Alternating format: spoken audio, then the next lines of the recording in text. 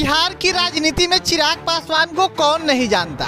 वही चिराग पासवान जिसने नीतीश कुमार को घुटने के बल खड़ा कर दिया है और 44 सीटों पर विधानसभा के चुनाव में समेट दिया है। खबर यह है कि चिराग पासवान को जेड श्रेणी की सुरक्षा मिल गई है। लोक जनशक्ति पार्टी रामविलास के राष्ट्रीय अध्यक्ष चिराग पासवान को बीजेपी की तरफदारी का फल मिलने लगा है। चिराग ने 2020 के विधानसभा चुनाव में एनडीए के तब के साथी नीतीश कुमार की जेडीयू की लुटिया बोली थी। खार खाए नीतीश ने चिराग की पार्टी को एनडीए से बाहर का रास्ता दिखाने पर भाजपा को मजबूर कर दिया था।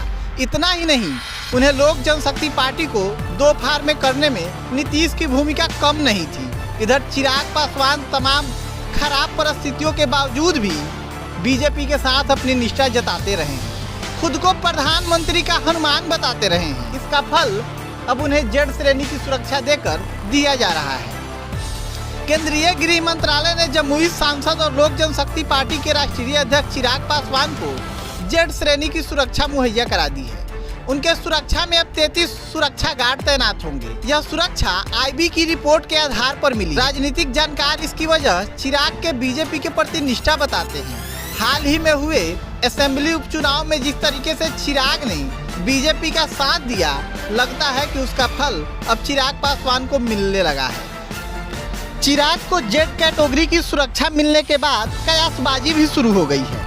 ऐसा माना जा रहा है कि मोदी कैबिनेट में जब उलटफेर होगा और विस्तार होगा तो इसका फायदा चिराग पासवान को मिल सकता है। फिलहाल मोदी कैबिनेट में चिराग के चाचा मंत्री बने हुए हैं।